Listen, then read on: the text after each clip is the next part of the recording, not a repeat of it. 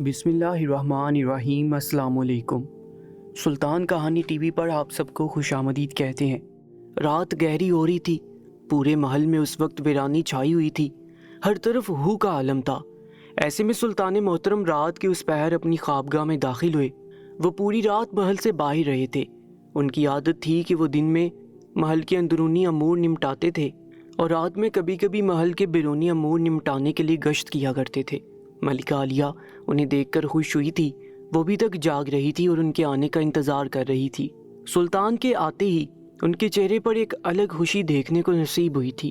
اس کی وجہ یہ تھی کہ سلطان 4 روزہ دورے پر سفر میں تھے اور ان کے آتے ساتھ ہی ملکہ کو ایک سکون سا محسوس ہوا تھا۔ سلطنت کے امور چلانا بہت ہی مشکل کام تھا اور ان 4 دنوں میں ملکہ عالیہ کو اندازہ ہو گیا تھا کہ وہ اکیلے ان امور کو نہیں سنبھال سکتی، بلکہ سلطان اکیلے ہی ان امور کو اچھی طرح سنبھال لیتے ہیں۔ لہٰذا وہ پچھلے 4 دنوں سے ان کے آنے کا انتظار کر رہی تھی اور آخر چوتھے دن آ کر ان کا انتظار ختم ہوا تھا۔ یہ تہجد کا وقت تھا اور ملکہ جائے نماز بچھا کر اللہ کے حضور مناجات کر رہی تھی جب انہیں اپنی خوابگاہ میں کسی کے آنے کی آہٹ محسوس ہوئی تھی۔ وہ سمجھ گئی تھی کہ یہ سلطان ہی ہو سکتے ہیں، کیونکہ ان کی اجازت کے بغیر ان کی خوابگاہ میں کوئی بھی قدم نہیں رکھ سکتا تھا۔ انہوں نے دعا مانگ کر نماز پوری کی تھی اور پھر اٹھتے ہی سلطان سے آداب کیا تھا۔ سلطان بہت تھکے ہوئے نظر آ رہے تھے، بے شک وہ سلطنت کے امور کے سلسلے میں ہی 4 روزہ دورے پر تھے۔ ملکہ عالیہ نے ان کے لیے کھانے کا انتظام کروایا تھا اور پھر اس کے بعد ان کے آرام کے لیے تمام سہولیات مہیا کی تھیں اور تمام لوگوں کو حکم دیا تھا کہ آج کے دن دربار نہیں لگے گا، چنانچہ کوئی بھی سلطان معظم کو تکلیف نہ پہنچائے اور نہ ہی انہیں سلطنت کے امور کے متعلق کوئی خبر پہنچائی جائے، کیونکہ وہ 4 روزہ دورے کے بعد تھکے ہوئے آئے تھے اور آتے ساتھ ہی وہ امور نہیں دیکھ سکتے تھے کیونکہ انہیں تھوڑے آرام کی ضرورت تھی۔ چنانچہ ملکہ نے یہ حکم محل میں پہنچا دیا تھا۔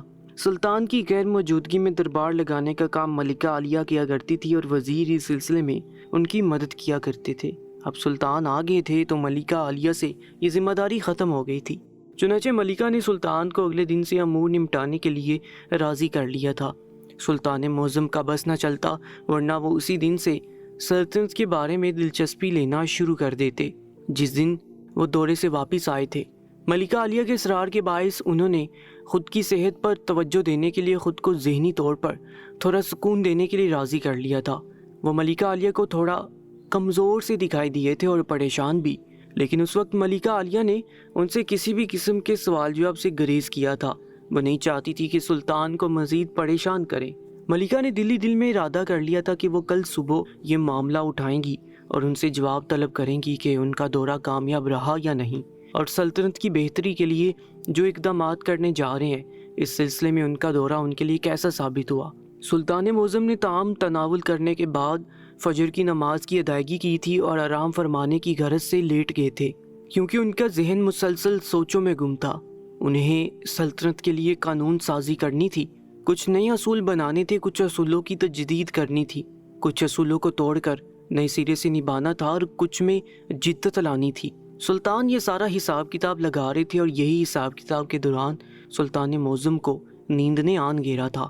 ایسے میں وزیر اجازت لے کر اندر آیا تھا اور کہا تھا کہ محل کے دربار میں ایک عورت دربار لگنے کی غرض سے بیٹھی انتظار کر رہی ہے۔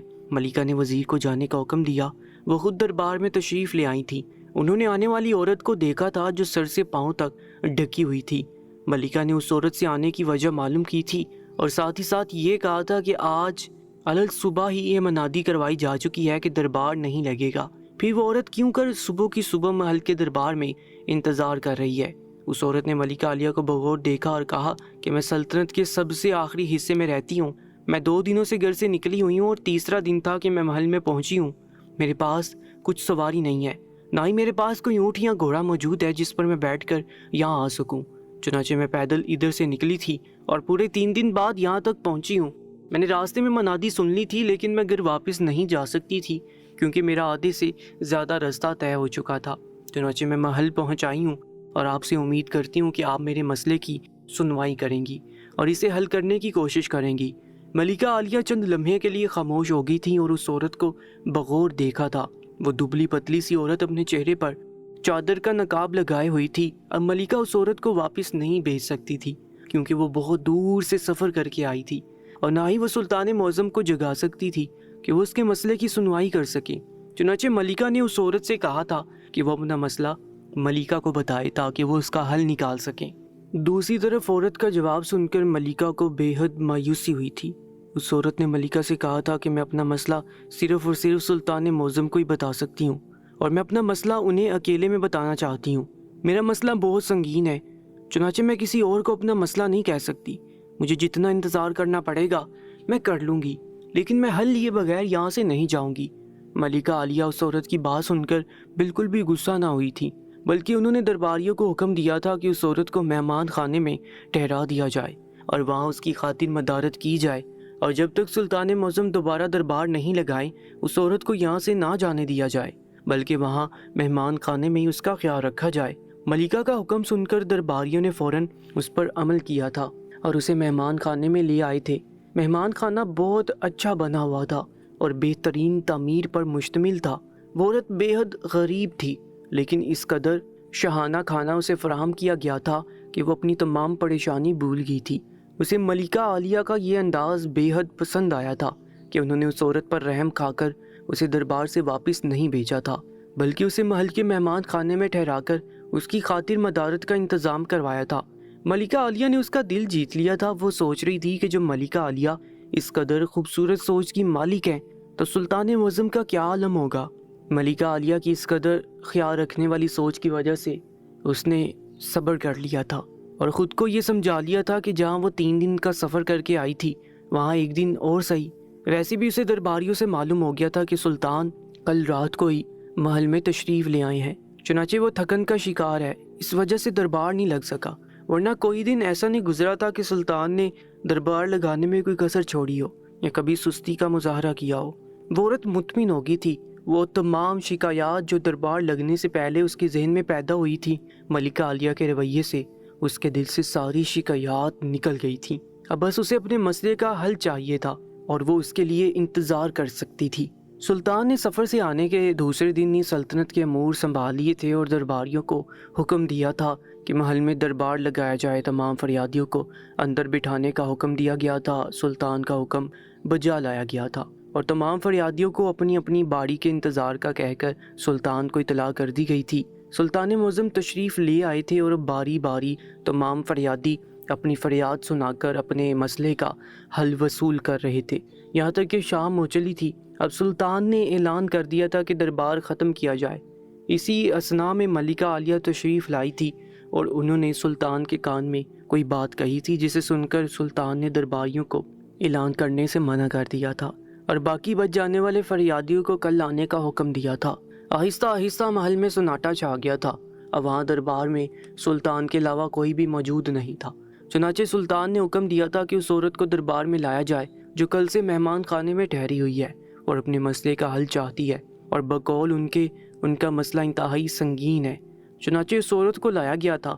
اس عورت نے آتے ہی سب سے پہلے سلطان کے سامنے ملکہ عالیہ کی خوب تعریف کی تھی اور انہیں بتایا تھا کہ کس طرح وہ کل 3 دن کے سفر کے بعد محل میں تشریف لائی تھی، لیکن ملکہ نے اس کا احساس کیا تھا اور اسے مہمان خانے میں ٹھہرایا تھا۔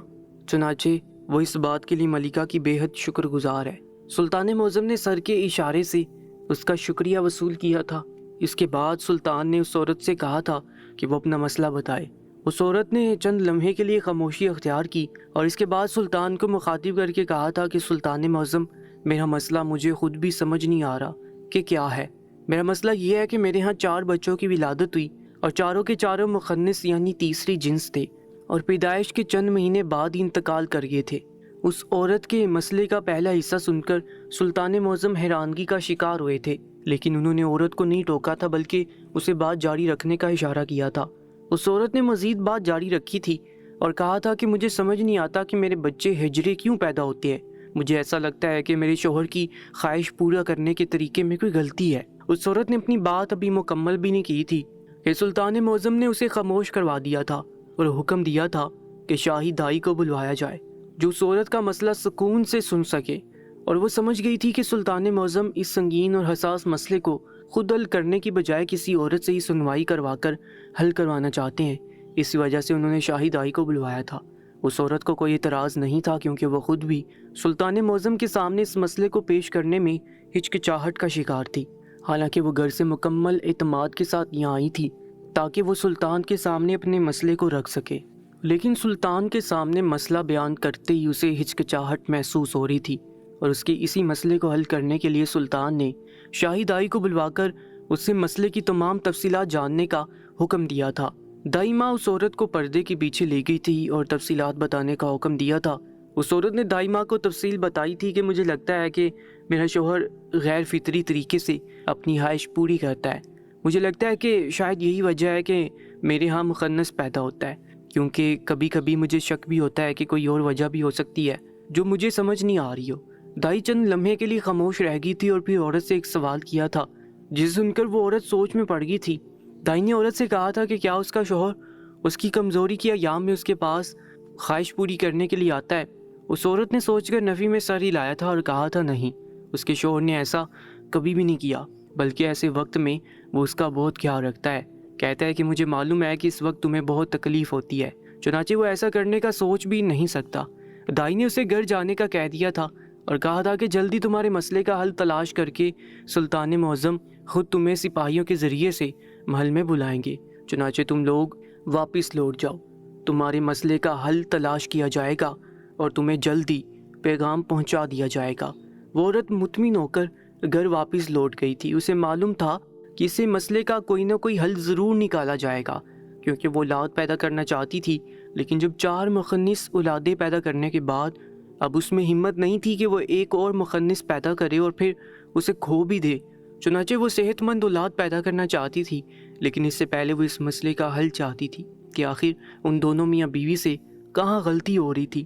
اس عورت نے جاتے جاتے سلطان معظم سے یہ عرض کیا تھا کہ میں مسئلے کے حل کے لیے انتظار کروں گی، اور میں چاہتی ہوں کہ میرا یہاں آنا میرے شوہر سے مخفی رکھا جائے، کیونکہ وہ سمجھتے ہیں کہ مخنث اولاد پیدا کرنا اللہ تعالیٰ کی طرف سے ہے اور اس میں میاں بیوی کا کوئی دخل نہیں ہوتا، اور انہوں نے بارہا مجھے اس چیز سے باز رہنے کا کہا ہے کہ میں دربار جا کر سلطان کو اس مسئلے سے آگاہ نہ کروں، بلکہ وہ اس چیز کے سخت خلاف تھے۔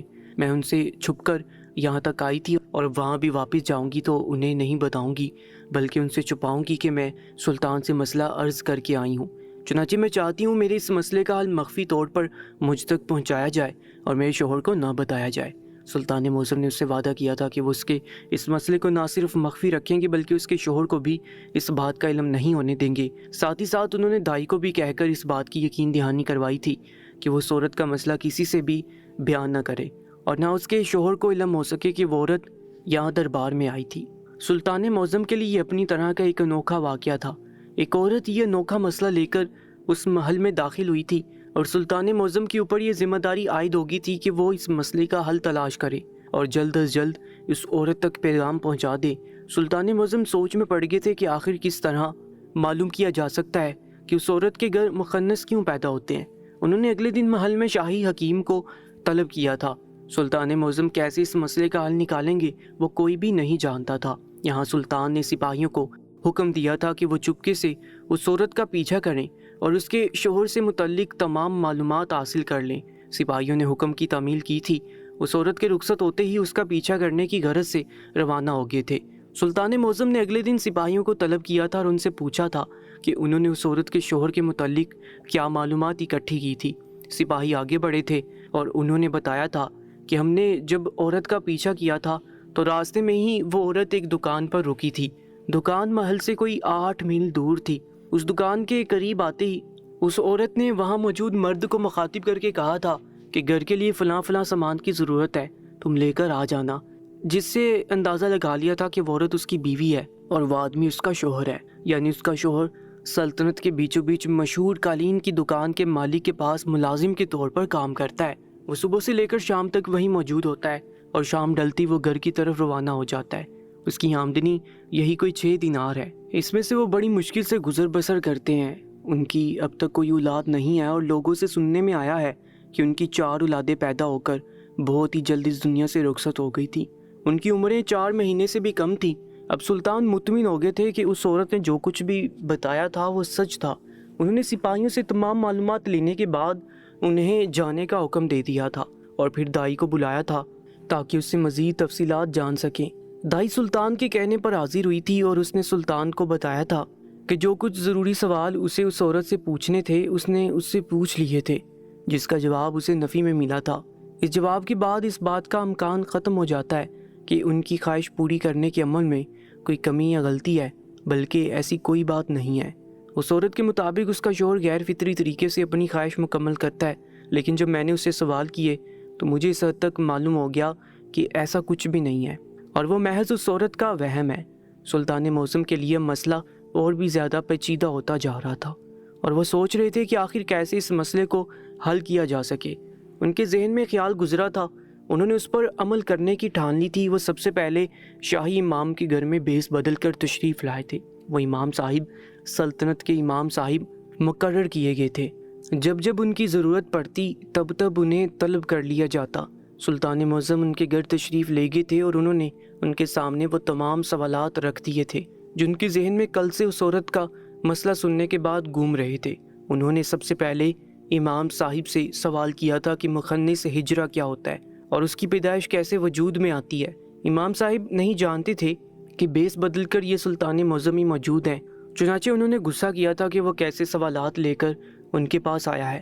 سلطان معظم نے نوجوان کا بیس دھارا ہوا تھا، چنانچہ امام صاحب نے انہیں ڈبٹ لگا دی تھی کہ کس طرح کی بےہودہ سوالات لے کر ان کے پاس آ گیا ہے، جس پر سلطان معظم نے انہیں کہا تھا کہ دین کے حوالے سے اس بات کا علم حاصل کرنے کے بارے میں کوئی رکاوٹ نہیں ہوتی ہے اور نہ ہی کوئی شرم و حیا ہوتی ہے۔ میں یہ معلومات کے لیے پوچھ رہا ہوں، نہ کہ وقت گزاری کے لیے پوچھ رہا ہوں۔ چنانچہ مجھے دین کی روشنی میں بتائیے کہ ان کی پیدائش کس طرح وجود میں آتی ہے۔ امام صاحب سمجھ گئے تھے کہ وہ نوجوان سنجیدہ ہے، چنانچہ انہوں نے اسے بتایا تھا کہ مخنث کی پیدائش کوئی الگ جنس نہیں ہے، بلکہ یہ مرد اور عورت کی جنس میں پیدا ہونے والی خرابی کا نام ہے، جس کا نتیجہ مخنث کی پیدائش کے طور پر سامنے آتا ہے۔ مخنث شخص نامکمل مرد بن سکتا ہے اور نامکمل عورت ہوتا ہے، یعنی رحم میں پرورش پانے والے بچے کی خرابی ہونے کی وجہ سے اس کا وجود عمل میں آتا ہے۔ جیسے لڑکا پیدا ہونا تھا لیکن اس کے خلیے میں اچانک ہی کوئی تبدیلی ہوئی اور وہ مکمل لڑکا نہ بن سکا، اس میں خرابی پیدا ہوگی، تو ایسی اولاد کو اب لڑکا نہیں کہا جائے گا بلکہ مخنث خجرہ یا خاجسرہ کہا جائے گا۔ مخنث کی پیدائش میں مکمل عمل دخل باپ کا ہوتا ہے، عورت کا کوئی عمل دخل نہیں ہوتا۔ سلطان معظم کو معلومات تو مل گئی تھی، لیکن ایک حدیث کی روح سے اگر میاں بیوی کے درمیان بیوی کی کمزوری کے ایام میں تعلق بن جائے تو ایسے نقائص پیدا ہوتے ہیں، اس لیے حدیث کی روح سے حیض کے دنوں میں عورت سے دور رہنے کا حکم دیا گیا ہے۔ ایک اور حدیث کے مطابق مخنث جنات کی اولاد میں سے ہیں، لیکن اس کی سند سے متعلق علم اللہ ہی کو ہے۔ امام صاحب کے جوابات سن کر سلطان معظم سوچ میں پڑ گئے تھے اور ان کا شکریہ ادا کر کے واپس آ گئے تھے۔ امام صاحب سے ملاقات نے ان کو کافی معلومات پہنچائی تھی، لیکن اب بھی ایسا لگ رہا تھا کہ کوئی کڑی الجھی ہوئی ہے جسے سلجھانا باقی ہے۔ سلطان معظم سمجھ گئے تھے اب انہیں کیا کرنا ہے۔ رات کا پچھلا پہر تھا، اندھیرا چھایا ہوا تھا، سلطنت کی گلیاں کافی حد تک ویران تھیں، موسم سخت گرم تھا، شاید اسی لیے سب لوگ اپنے اپنے گھروں میں دبک کر بیٹھ گئے تھے۔ ایسے میں سلطان اپنے فرض سے غافل نہیں تھے، بلکہ انہیں اس عورت کے مسئلے کی اتنی فکر تھی جتنا کہ سلطنت کی کسی اہم مسئلے سے متعلق ہوتی ہے، اور یہی ایک اچھی سلطان کی نشانی تھی کہ ان کے لیے سب برابر تھے، چاہے وہ مسئلہ سلطنت سے متعلق ہو یا پھر کسی عام رعایا میں سے کسی شخص کا، سب یکساں اہمیت رکھتے تھے۔ سلطان بیس بدل چکے تھے اور اب ان کی منزل اس عورت کا گھر تھا۔ وہ گھوڑے پر سوار خرامہ خرامہ اپنی منزل کی جانب بڑھ رہے تھے۔ کئی میل کے بعد اس عورت کا گھر آ گیا تھا۔ گھر کیا تھا؟ ایک ٹوٹی پھوٹی چار دیواری تھی اور اسی کے برابر ایک اور گھر بنا ہوا تھا جو مکمل طور پر خالی تھا۔ سلطان اس دوسرے گھر میں سے ہوتے ہوئے اس ویران گھر کی چھت پر آگے تھے جہاں سے اس عورت کا گھر صاف دکھائی دے رہا تھا۔ گھر کی زب و حالی مکینوں کی حالت زار بتا رہی تھی۔ رات کے اس پہر بھی وہ عورت جاگ رہی تھی۔ وہاں دسترخوان بچھا ہوا تھا جس پر رکھا کھانا کب کا ٹھنڈا ہو چکا تھا، جو اس بات کی نشاندہی کر رہا تھا کہ ان دونوں میاں بیوی کے درمیان کوئی بحث ہوئی ہے، جس کی وجہ سے کھانا ایسے ہی رکھا ہوا تھا اور کسی نے اسے چکھا تک نہیں تھا۔ وہ عورت ایک طرف منہ کیے بیٹھی ہوئی تھی اور مرد دوسری طرف چہرہ کیے ہوئے تھا۔ اب سلطان کو پکا یقین ہو گیا تھا کہ ان دونوں کے درمیان کسی بات پر سخت بحث ہوئی ہے۔ کافی دیر خاموشی کی نظر ہو گئے تھے اور سلطان مایوس ہو کر واپس جانے کا سوچ رہے تھے کہ اس عورت کی روتی ہوئی آواز آئی تھی۔ امتیاز تمہیں کسی چیز کا دکھ ہی نہیں ہے، چاہے بیوی مرے یا جیے۔ امتیاز اب بھی خاموش رہا تھا، کچھ بھی نہ بولا تھا۔ اب تجھے میری بات بھی زہر لگتی ہے، میری بات بھی سننا نہیں چاہتا؟ وہ عورت اس مرد کو بولنے پر اکسا رہی تھی۔ ہر کوئی مجھ سے اولاد کا پوچھتا ہے، اب میں انہیں کیا جواب دوں کہ اولاد تو ہوئی لیکن ادھوری۔ لیکن تو بھی تو کوشش نہیں کرتا، تجھے تو جیسے مجھ میں دلچسپی ہی نہیں ہے۔ شادی کے شروع دن سے ہی مجھے یہ شک تھا کہ کہیں تیری شادی زبردستی تو نہیں کروائی گئی، لیکن اب تو مجھے یقین ہو گیا ہے کہ واقعی یہ زبردستی کی شادی ہے۔ بختے اب بس کر دے، کب سے میرے پیچھے ہی پڑی ہوئی ہے، میں بس تھک جاتا ہوں۔ نہیں تو کون سے ایسے کام کرتا ہے کہ روز تھک جاتا ہے؟ سچ سچ بتا، دوسری عورت کا معاملہ تو نہیں؟ وہ عورت آج ارادہ کی ہوئی تھی کہ اپنے مرد کی بے رخی کی وجہ جان کر ہی رہے گی۔ بختے مجھے سکون دے، میں کیوں دوسری عورت کے چکر میں پھنسا ہوا ہوں گا؟ میں تو تیرے قریب نہیں آتا، دوسری کے پاس کیوں جاؤں گا؟ مرد نے ہار مان لی تھی۔ مجھے اسی بات کا افسوس ہے کہ تم مجھے بیوی جیسی محبت ہی نہیں دیتا۔ مجھے تو کبھی کبھی یوں لگتا ہے کہ تیرے اندر محبت کا مادہ ہی نہیں ہے۔ وہ عورت اب بلند آواز سے رونے لگی تھی، جبکہ مرد کٹھور پن کی انتہا کرتے ہوئے سر پر تکیہ رکھ کر سو چکا تھا۔ سلطان نے ان دونوں کی ساری گفتگو سنی تھی اور وہ جانتے تھے کہ اب آگے انہیں کیا کرنا ہے۔ انہوں نے محل پہنچ کر اگلے دن سپاہیوں کو اس بازار بھیجا تھا جہاں قالین کی دکان پر وہ کام کرتا تھا۔ وہاں سپاہی گاہک بن کر گئے تھے۔ اتفاق سے اس دن وہ شخص نہیں آیا تھا، بلکہ اس کا مالک دکان پر موجود تھا۔ سپاہیوں نے مالک سے پوچھ گچھ کی تھی کہ اس کی دکان پر کام کرنے والا مرد عادات و اعتبار میں کیسا ہے۔ مالک نے ان کی بات سن کر بتایا کہ وہ شریف شخص ہے، کسی سے زیادہ بات نہیں کرتا، بس بیزار سا رہتا ہے۔ مجھے لگتا ہے کہ اس کے ساتھ کوئی نفسیاتی مسئلہ ہے، یہاں تک کہ دکان پر خوبصورت سے خوبصورت عورتیں قالین خریدنے کے لیے آتی ہیں، لیکن مجال ہے جو یہ شخص کسی کو نظر بڑھ کر دیکھے، بلکہ وہ ان چیزوں سے بیزار ہوتا ہے اور چڑھتا ہے۔ سپاہی نے سلطان کو منو ساری بات پہنچا دی تھی۔ اب سلطان کا ماتھا ٹھنکا تھا، اب ایک آخری تصدیق باقی تھی۔ سلطان انتہائی احتیاط سے ساری کڑی سے کڑی ملا رہے تھے۔ انہیں معاملہ کچھ سمجھ آ گیا تھا، لیکن پھر بھی محض شک کی بنیاد پر وہ کوئی فیصلہ نہیں کر سکتے تھے۔ چنانچہ انہوں نے اپنے مشیر خاص کو اس مرد کے خاندان کا پتہ لگانے کا کہا تھا۔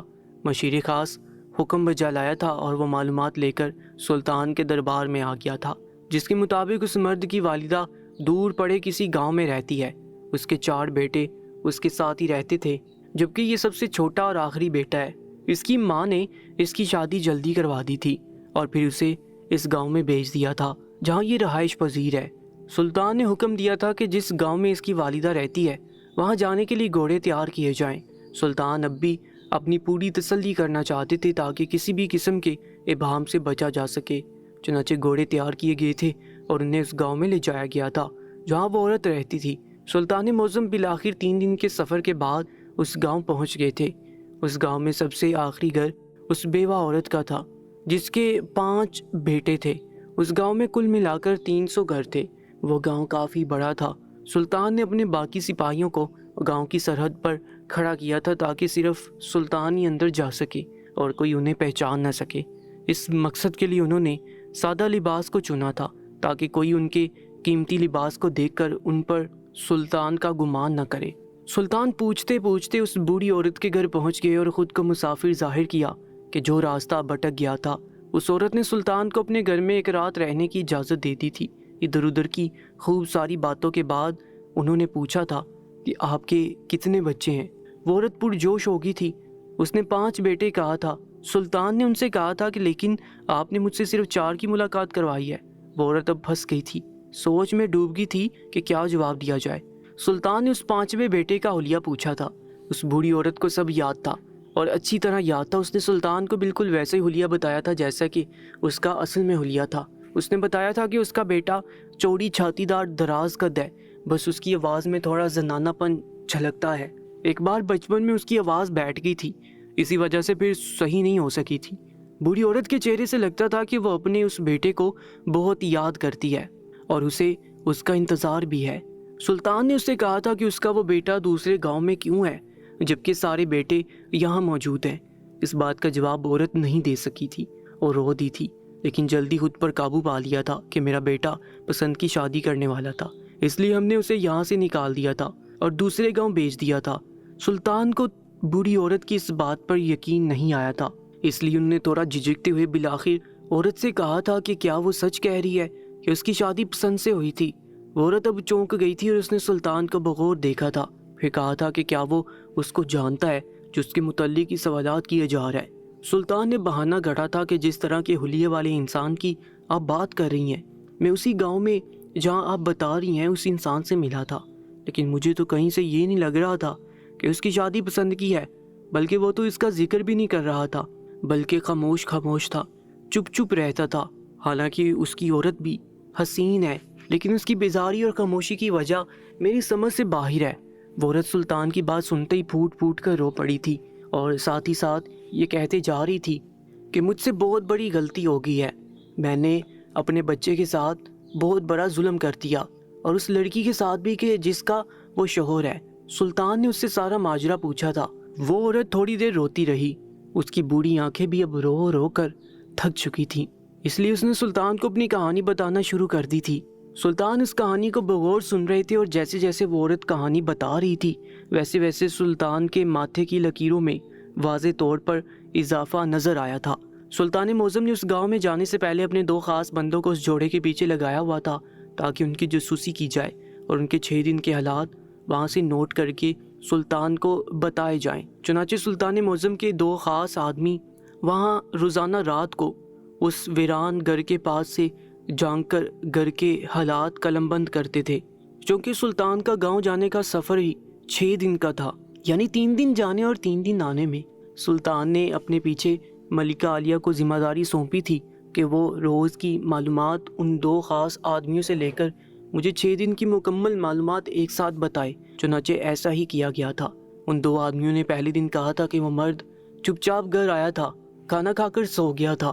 البتہ اس دن عورت کچھ دیر تک بے آواز روتی رہی تھی، پھر خود ہی چپ ہو کر لیٹ گئی تھی۔ چوتھے دن مرد نے اس عورت سے 2-4 باتیں کی تھی، ان باتوں میں کوئی بھی عورت سے متعلق نہیں تھی۔ ان 2 آدمیوں نے محسوس کیا تھا کہ ان کا آپس میں تعلق عام میاں بیوی جیسا ہرگز نہیں ہے۔ اس مرد نے اس عورت سے پیار کے 2 میٹھے بول بھی نہیں بولے تھے، بلکہ وہ کام کی بات کر کے سو جاتا تھا۔ اس کی عورت حسین تھی، جوان تھی، خوبصورت تھی، لیکن اس مرد کے اندر اس عورت کے لیے کشش نہ ہونے کے برابر تھی۔ اسی بات نے اس عورت کو غمگین کر رکھا تھا۔ وہ اب لڑ کر تھک چکی تھی، لہٰذا خاموشی سے اس رشتے کو نبھا رہی تھی۔ 5ویں دن بھی مرد نے نظر بڑھ کر بیوی کو نہیں دیکھا تھا، اور عورت کی حالت سے صاف اندازہ لگایا جا سکتا تھا کہ وہ اس کے 2 میٹھے بولوں کے لیے بھی ترس رہی ہے۔ 6 دن بھی جب مرد کا یہی رویہ رہا تو ان 2 آدمیوں نے محل پہنچ کر ملکہ عالیہ سے سب کچھ منوعن بیان کر دیا تھا، جس کا خلاصہ یہ تھا کہ اس مرد کو اس عورت میں ذرا برابر بھی دلچسپی نہیں ہے۔ اور حیرت کی بات یہ تھی کہ ان 6 دنوں میں وہ ازدواجی تعلق تو دور کی بات ایک دوسرے کے قریب تک نہیں آئے تھے۔ ملکہ کو بھی بے حد حیرانی ہوئی تھی۔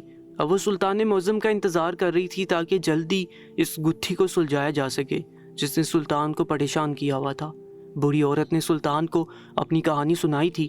بقول اس کے 4 بیٹے تھے اور وہ بہت خوش تھی۔ خاندان بھر میں اس کو عزت کی نگاہ سے دیکھا جاتا تھا۔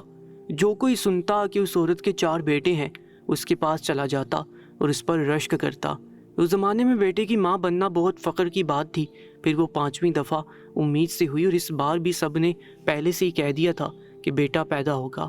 سب کا اندازہ بالکل درست تھا، 5واں بھی بیٹا ہی پیدا ہوا تھا۔ لیکن وہ 4 سال کا ہوا تو اس کے سارے شوق لڑکیوں والے نکلے۔ اسے گڑیوں سے کھیلنا پسند تھا، اسے لڑکیوں کے ساتھ کھیل کر زیادہ مزہ آتا تھا۔ اسے ہر زنانہ کام میں دلچسپی بڑھتی گئی، یہاں تک کہ ایک دن اس نے میری جہیز کی سرخی اٹھا کر پورے ہونٹوں کو رنگ دیا تھا۔ سلطان دلچسپی سے اس عورت کی گفتگو سن رہے تھے۔ انہیں اچھی طرح اندازہ تھا کہ آگے وہ بوڑھی عورت کیا کہے گی۔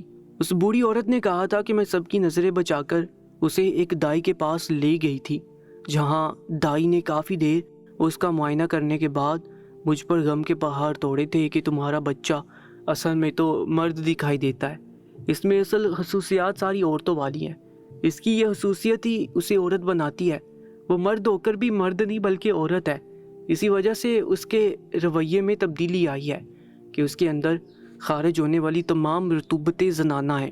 دوسرے لفظوں میں تمہارا بیٹا ہجرا ہے۔ اور میں بے ہوش ہو گئی تھی، مجھے اتنا غم لگا تھا کہ میرا سارا غرور خاک میں مل گیا تھا۔ میں سمجھ ہی نہیں سکی تھی کہ میرے ساتھ یہ کیا ہو گیا ہے۔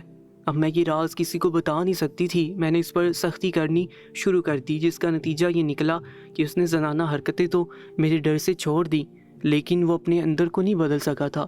وہ بالکل اداس رہنے لگا۔ اب وہ 20 سال کا مرد تھا اور اب سب لوگ مجھے اس کی شادی کرنے کا کہتے۔ میں اور زیادہ ڈر گئی کہ کہیں اتنے عرصے سے چھپا ہوا میرا راز کہیں ظاہر نہ ہو جائے۔ چنانچہ میں نے دوسروں کو چپ کروانے کے لیے اس کی شادی کر دی۔ اس نے مجھے منع کیا تھا کہ وہ اپنے اندر عورت کے لیے بالکل بھی کشش نہیں پاتا ہے، لیکن میں نے اس کی ایک نہ سنی اور اس کی شادی کر کے اسے اس گاؤں بھیج دیا جہاں وہ رہتا ہے۔ اب مجھے احساس ہوتا ہے کہ میں نے خود کو زمانے کی باتوں سے بچانے کے لیے اس کی شادی اس کی مرضی کے خلاف کر دی تھی، اور نہ صرف اس پر زیادتی کی تھی بلکہ اس عورت پر بھی ظلم کیا تھا جس کو اس کے نکاح میں دیا تھا، جس کے لیے بظاہر تو وہ مرد تھا لیکن در حقیقت ایسا نہیں تھا۔ بوڑھی عورت اپنا قصہ سنا چکی تھی اور کسی حد تک پرسکون ہو گئی تھی۔ سلطان معظم کو جواب مل گیا تھا، ان کی گتھی سلجھ گئی تھی اور وہ واپس آنے کے ارادہ کیے ہوئے اس عورت کو تسلی دے کر وہاں سے رخصت ہوئے تھے۔ جاتے جاتے اس عورت نے انہیں کہا تھا کہ میرے بیٹے تک میرا پیغام پہنچا دینا کہ ماں کو معاف کر دے، جس نے اپنی عزت بچانے کی خاطر اس سے زیادتی کر دی۔ اب وہ بہت شرمندہ ہے اور اس کی معافی کی طلبگار ہے۔ سلطان نے حامی بڑھ لی تھی اور اسے یقین دہانی کروائی تھی کہ وہ مرد اس کے پاس ضرور آئے گا۔ 3 دن کے سفر کے بعد سلطان محل پہنچے تھے اور ملکہ عالیہ نے انہیں ان 2 مخصوص آدمیوں کا پیغام پہنچایا تھا جسے سلطان معظم نے ان کے گھر جاسوسی کے لیے مقرر فرمایا تھا۔ ان دونوں نے پورے 6 کے 6 دن کی روداد ملکہ کو بتا دی تھی۔ ملکہ نے ان 6 دنوں کی کہانی سلطان معظم کو سنائی تھی۔ سلطان مسکرائے تھے کیونکہ ان کی گتھی سلجھ گئی تھی اور اتنے دن کی محنت رنگ لائی تھی۔ انہوں نے ملکہ عالیہ کو گاؤں میں ہونے والی تمام تفصیلات سے آگاہ کیا تھا، جس کا لب لباب یہی تھا کہ وہ مرد نہیں تھا، وہ صرف دکھنے میں مرد تھا، لیکن اس کے اندر خصوصیات عورتوں والی پائی جاتی ہیں۔ چنانچہ وہ عورت ہی ہے۔ اس کی شادی بھی عورت سے کروائی گئی ہے، جو کہ غلط ہے، اور اس عورت کے ساتھ زیادتی ہے جسے نہ صرف شوہر کی بے وفائی اور بے روحی کا غم ہے بلکہ وہ اپنی 4 نقص شدہ اولاد بھی اسی وجہ سے کھو چکی ہے۔ ملکہ نے سلطان سے کہا تھا کہ اب ان کا اگلا قدم کیا ہوگا، جس پر سلطان نے انہیں کل دربار میں آنے کی دعوت دی تھی، جہاں ان دونوں میاں بیوی کو بلایا جائے گا اور فیصلہ کیا جائے گا، کیونکہ بادشاہ کو اس عورت کے سوالات کے جوابات مل گئے تھے۔ اب اس عورت کو بتانا تھا اور سمجھانا تھا۔ ملکہ سمجھ گئی تھی کہ سلطان کیا کرنے والے ہیں، چنانچہ انہوں نے سلطان سے کہا تھا کہ وہ کل دربار میں ضرور حاضر ہوں گے اور آپ کا انصاف پر مبنی فیصلہ دیکھیں گی۔ سلطان معظم مسکرائے تھے۔ اب انہیں کل طلوع ہونے والی صبح کا انتظار تھا، جب اس عورت کا انتظار ختم ہونا تھا اور اس کا سلطان پر اعتماد بحال ہونا تھا کہ سلطان معظم نے اس کے مسئلے کا انتہائی باریک بینی سے جائزہ لے کر اسے حل کر لیا تھا۔ اب فیصلے کی گھڑی تھی جس کے لیے سلطان کو چند ضروری اقدامات کرنے تھے۔ اگلی صبح سلطنت کی تاریخ کے انوکھے ترین مسئلے کا انوکھا ترین فیصلہ ہونے والا تھا، جس کا نہ صرف سلطان معظم بلکہ ملکہ عالیہ کو بھی بہت انتظار تھا کہ اب سلطان کیا قدم اٹھانے والے ہیں۔ اگلی صبح سلطنت کے لیے ایک اہم صبح تھی، جہاں اس انوکھے مسئلے کے باعث ایک اہم ترین قانون سازی ضروری تھی۔ سلطان نے مرد اور عورت دونوں کو دربار میں طلب کیا تھا، یہاں تک کہ دربار عام عوام کے لیے بھی کھولا گیا تھا۔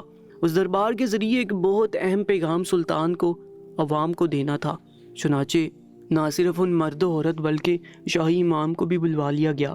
جب تمام لوگ دربار میں حاضر ہو گئے تو اس وقت سلطان نے شاہی امام سے ایک سوال کیا تھا۔ سلطان نے کہا تھا کہ خواجہ سرا کے لیے نکاح حلال ہے یا حرام؟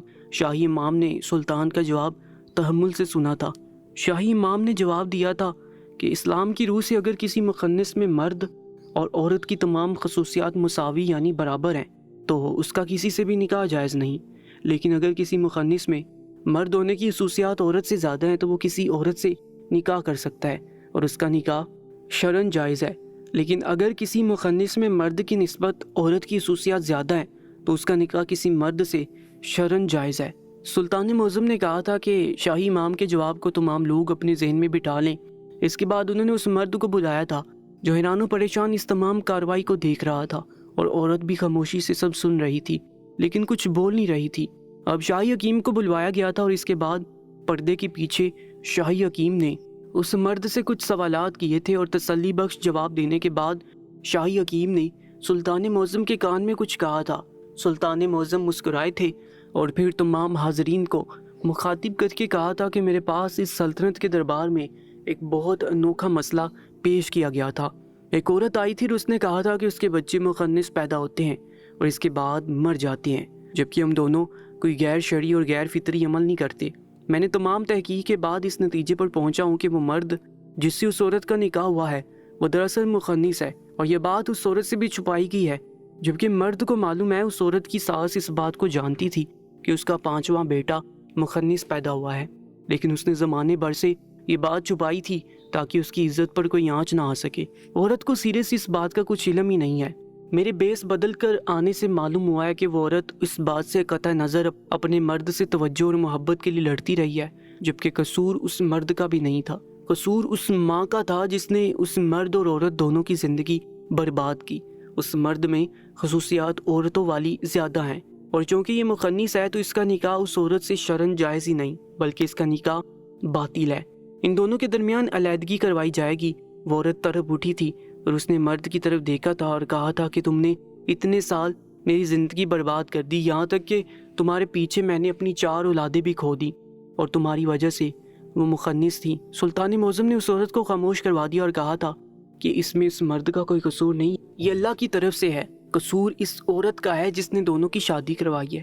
یہ شادی شروع سے ہی باطل ہے کیونکہ یہ دونوں عورتیں ہی سمجھی جائیں گی، اور وہ مرد نہیں بلکہ عورت ہے، چنانچہ اس کی شادی ایک مرد سے کرائی جائے گی اور اس عورت کی شادی ایک دوسرے مرد سے کروا دی جائے گی، اور یہ سلطان معظم کا حکم ہے جس سے کوئی بھی روگردانی نہیں کر سکتا۔ وہ مرد نظریں جھکائے شرمندہ سا نظر آ رہا تھا۔ سلطان معظم نے اسے تمام لوگوں کے سامنے بلایا تھا اور کہا تھا کہ مخنث پیدا ہونا بالکل ایسے ہی ہے جیسے کوئی اندھا، بہرا، گونگا پیدا ہوتا ہے، چونکہ یہ آسمانی عیب ہے اور یہ جنسی عیب ہے، چنانچہ اس کو عیب ہی سمجھا جائے، اور ان سے متعلق تمام افواہیں غلط ہیں۔ یہ اللہ کی طرف سے عیب ہے جو انسانوں میں پیدا ہو جاتا ہے، جس کی وجہ سے وہ مخنث شمار ہوتے ہیں۔ اس کے ساتھ ہی سلطان معظم نے کہا کہ آج سے سلطنت کے اندر یہ قانون شمار ہو گیا ہے کہ مخنث آبادی کے لیے ایک الگ سے قانون بنایا جائے گا، اور اس میں ہر چیز کا خیال رکھا جائے گا۔ یہ دیکھا جائے گا کہ کسی مخنث میں کس کی خصوصیات زیادہ ہیں، اسی بنا پر ان کے نکاح کیے جائیں گے۔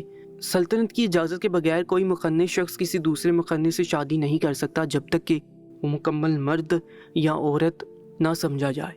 چنانچہ اب سلطنت میں یہ قانون رائج ہو گیا ہے، اس کی خلاف ورزی کرنے والوں کے خلاف کارروائی کی جائے گی۔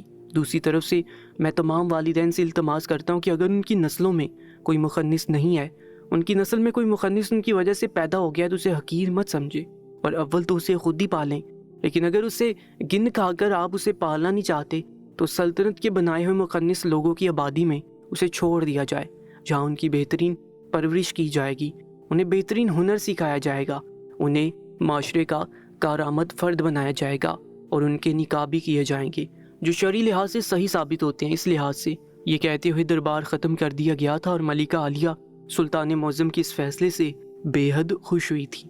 دوستو، روزانہ ایک نئی سچی کہانی سننے کے لیے چینل کو سبسکرائب کر لیجئے گا اور ساتھ موجود بیل آئیکن پر بھی کلک کر لیجئے گا۔